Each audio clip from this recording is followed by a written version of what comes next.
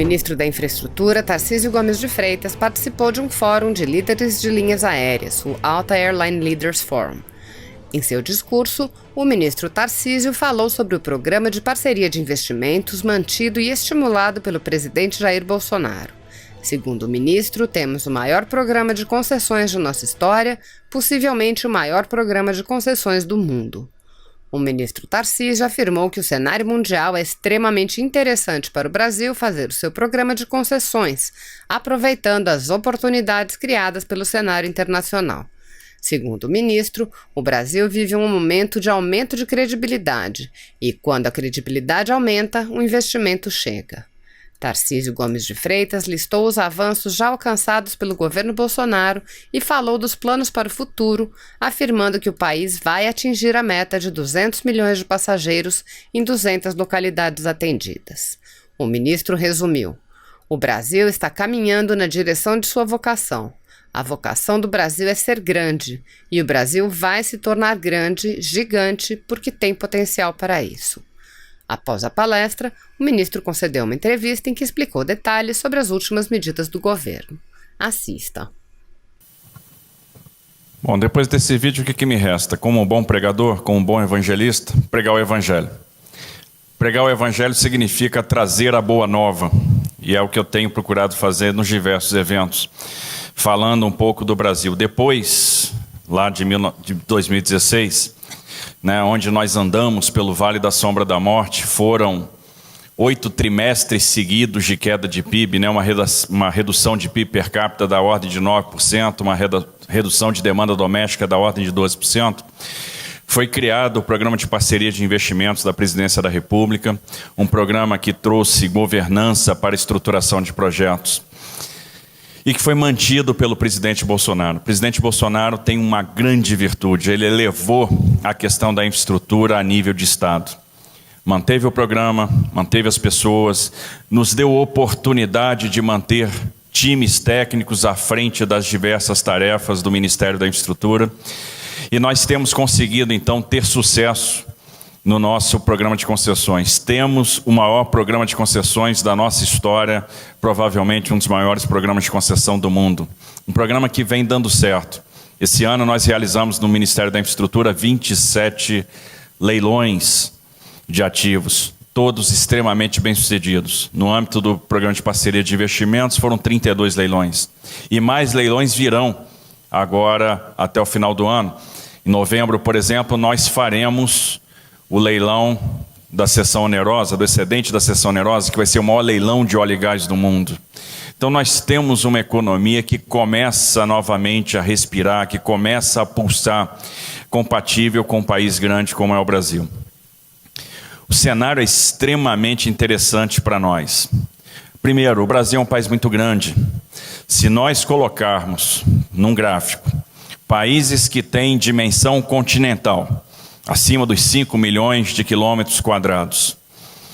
Se nós colocarmos países que têm grandes populações, acima dos 150 ou 200 milhões de habitantes, e se nós colocarmos países que têm PIB acima de $1 trilhão, nós vamos ter, talvez, na zona de interseção, 3 países apenas: Brasil, Estados Unidos e China. Então é um país muito grande. E nós vivemos um cenário extremamente interessante para aquilo que nós estamos fazendo. Por um lado, temos percebido o mundo encolhendo. Temos visto a redução de atividade econômica. Um mundo que sofre as consequências da polarização política, que sofre as consequências do envelhecimento da população, que sofre as consequências da intensa guerra comercial.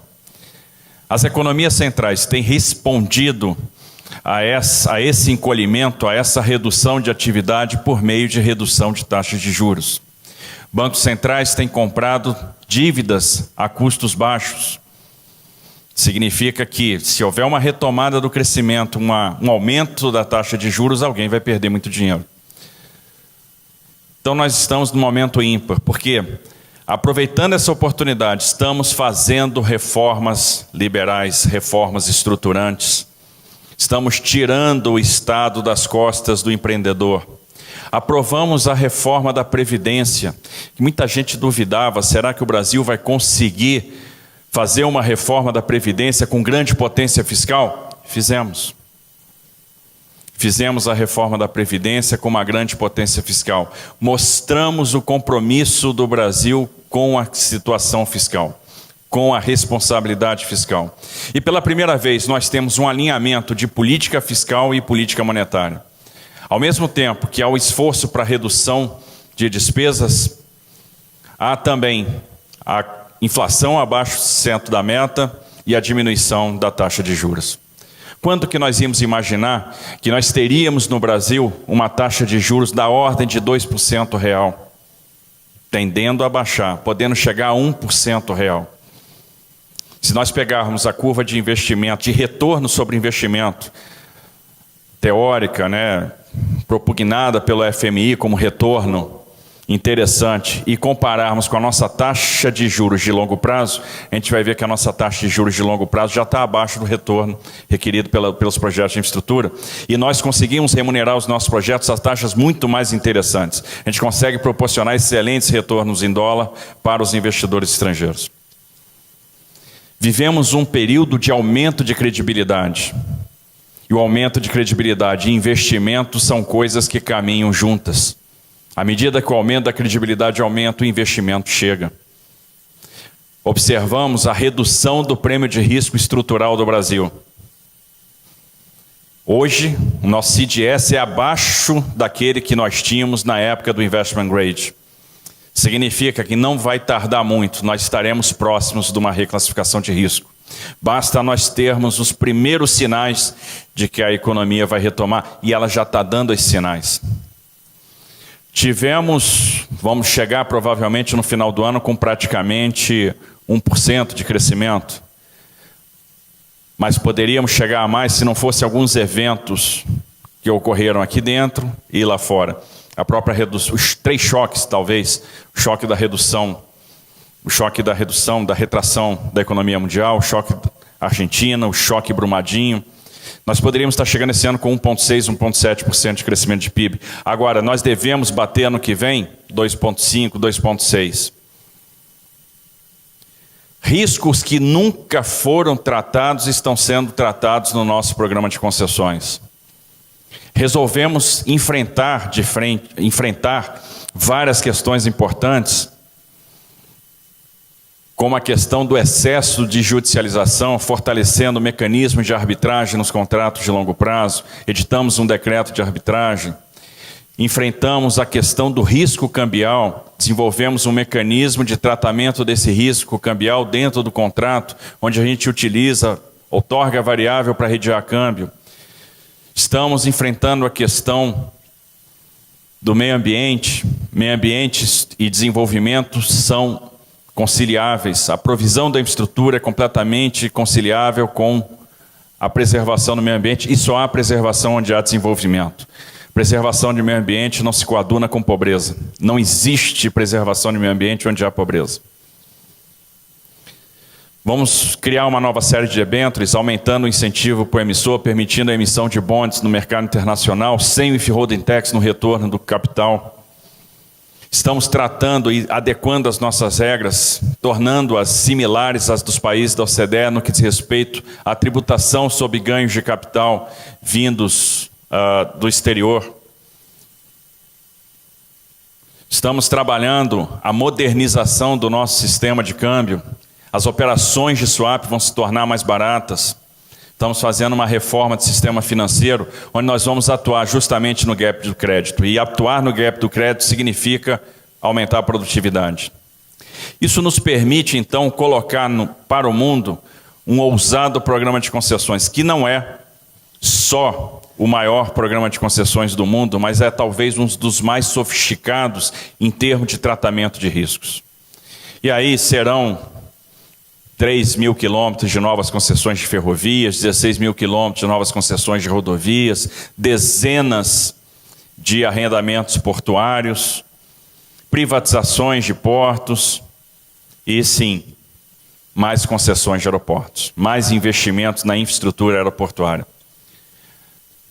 Estou falando isso porque nós vamos começar a passar por um novo ciclo de crescimento.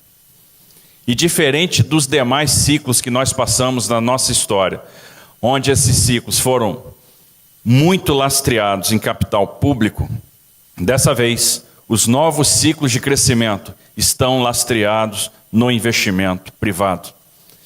Não vamos dar um voo de galinha, nós vamos entrar numa era de crescimento sustentável, que vai se perpetuar e perenizar ao longo dos próximos anos e por um período bastante grande. Nós vamos passar por um período grande de tempo, com inflação baixa, com juro baixo e com o investimento privado garantindo o crescimento econômico. Então é um período ímpar e isso vai impactar diretamente o setor de aviação. Tivemos um ano extremamente difícil, com a saída da Avianca, com o problema dos 737 MAX, com o problema de oferta, concentração de mercado, e mesmo assim, em 2018, em 2019, o mercado vai crescer 3% em relação a 2018. Isso mostra que nós temos um mercado extremamente resiliente. E o que nós podemos esperar? Nós podemos esperar mais crescimento, porque a economia começa a reagir e a correlação entre PIB e crescimento do mercado de aviação é uma correlação positiva. Demos passos firmes, passos seguros, nas direções corretas. O Brasil é um país que se abre. Como disse o Botelho, é o país da liberdade. E estamos atuando para tornar essa liberdade algo concreto. Atuamos esse ano, por exemplo, na eliminação de barreiras regulatórias, na eliminação de barreiras de entrada. E tivemos vitórias importantes, como, por exemplo, a vitória do capital estrangeiro. Algo que se perseguia no Brasil há quase 20 anos. E saiu agora. Ainda bem que a relação do governo com o Congresso é ruim. Imagina se fosse boa. Que com uma relação ruim nós aprovamos a abertura do capital estrangeiro, mantivemos o veto à franquia de bagagens e aprovamos a reforma da Previdência. Imagina se a gente fosse bom de articulação política. Essa abertura foi fundamental. Imediatamente após a abertura, nós fomos procurados por diversas companhias que já manifestam interesse concreto em se estabelecer no mercado nacional. E é lógico, esse é o caminho. Quem não quer estar num mercado com 200 milhões de consumidores? Nós voamos pouco ainda. 120 milhões de passageiros em 140 localidades, mas a nossa meta é superar os 200 milhões de passageiros em mais de 200 localidades, e nós vamos seguir firme essa meta. Por meio de várias medidas. Então, o esforço de desburocratização e de simplificação da regulamentação continua. O estímulo à resolução privada de conflitos por meio da arbitragem. Botelho também citou a iniciativa do consumidor.gov, que está diminuindo já as judicializações. As várias tratativas com governos de estados para redução do ICMS, do tributo sobre o querosene de aviação. E essas reduções sempre ligadas a contrapartidas, a mais rotas, a mais destinos. As assinaturas de vários acordos de céus abertos com vários países do mundo e o investimento na infraestrutura. Ao mesmo tempo em que a gente faz o investimento ou transfere para a iniciativa privada equipamentos importantes, e já foram 22 aeroportos concedidos, em outubro do ano que vem nós fazemos mais 22. E os cronogramas estão em dia, os estudos acabaram de ser entregues. Já estão em análise na Secretaria de Aviação Civil, que tem trabalhado em conjunto com a Agência Nacional de Aviação Civil. Então, ano que vem, teremos outro leilão interessante, com 3 clusters. E na sequência, em 2021, 2022, faremos mais 19 aeroportos, concessão de mais 19 aeroportos em 3 clusters novamente, incluindo Congonhas e Santos Dumont. O dinheiro que vem para o Fundo Nacional de Aviação Civil tem sido aplicado na aviação regional. Então nós temos investido nos equipamentos de menor porte, sob gestão de estados e municípios, para que eles acomodem mais destinos, mais voos. A gente está aumentando a conectividade no Brasil. Nós vamos atingir a nossa meta dos 200 milhões de passageiros e das 200 localidades atendidas. Eu tenho visto manifestações de CEOs de companhias aéreas dizendo: vou investir no Brasil, vou voar para mais localidades. E nós vamos honrar essa confiança com mais investimentos. O Brasil está caminhando na direção, ao encontro da sua vocação. A vocação do Brasil é ser grande. E o Brasil vai se tornar grande, gigante, porque tem potencial para isso. E eu quero fazer então, quero registrar a minha homenagem aos servidores da Secretaria Nacional de Aviação Civil, aos servidores da Agência Nacional de Aviação Civil, que têm emprestado talento, devotamento, confiança no Brasil e têm feito a diferença.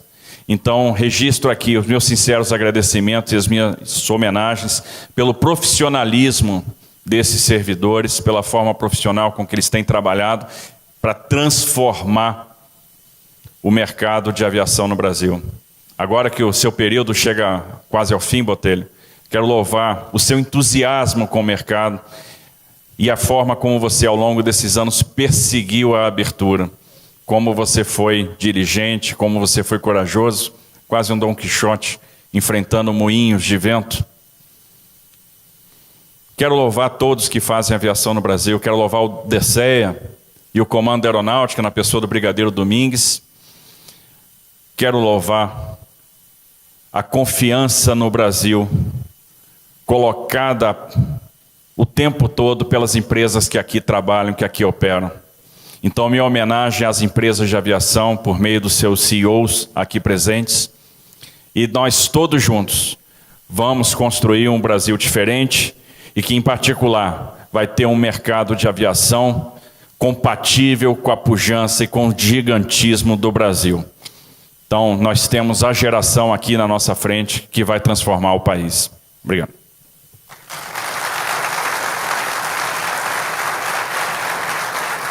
Entrevista com o ministro da Infraestrutura, Tarcísio Gomes de Freitas.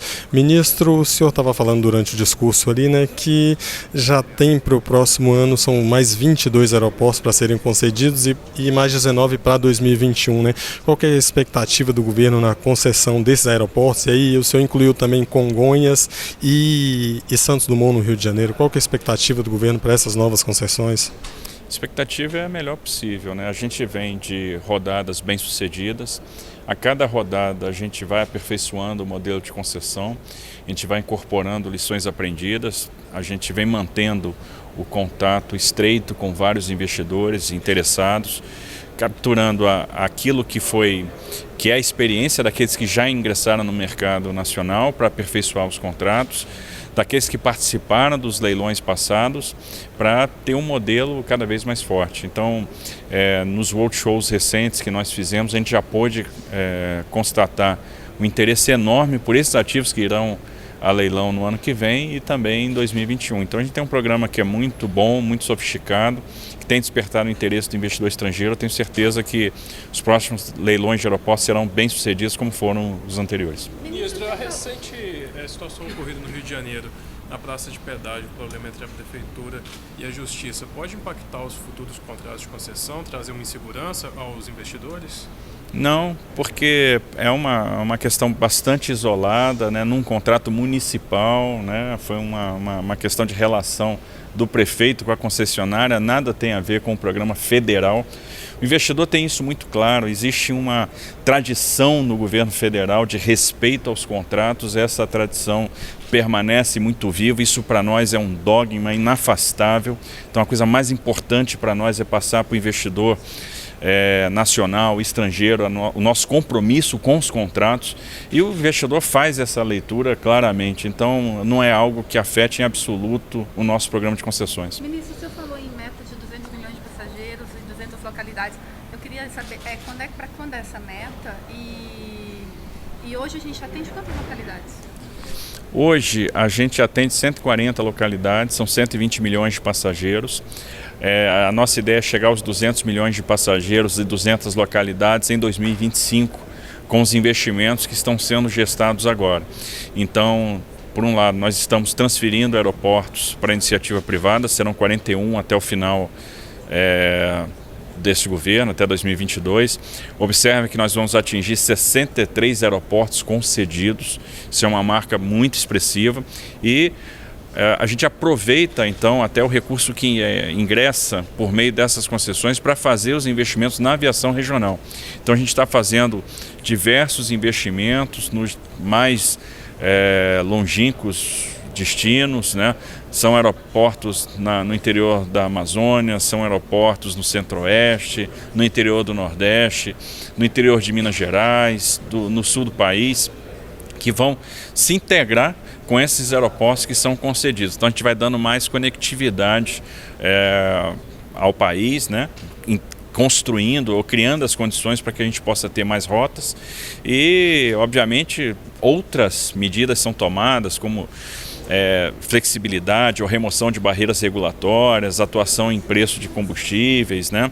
A gente tem medidas interessantes aí que estão por vir e que vão tornar o nosso mercado cada vez mais apto para o investidor estrangeiro. Que medidas essas de regulatórias estão por vir? O que está por vir aí? Olha, eu vou antecipar só uma, por exemplo, que é a eliminação do adicional da tarifa de embarque para voos no exterior. Os $18 que hoje são pagos a gente deve eliminar em breve.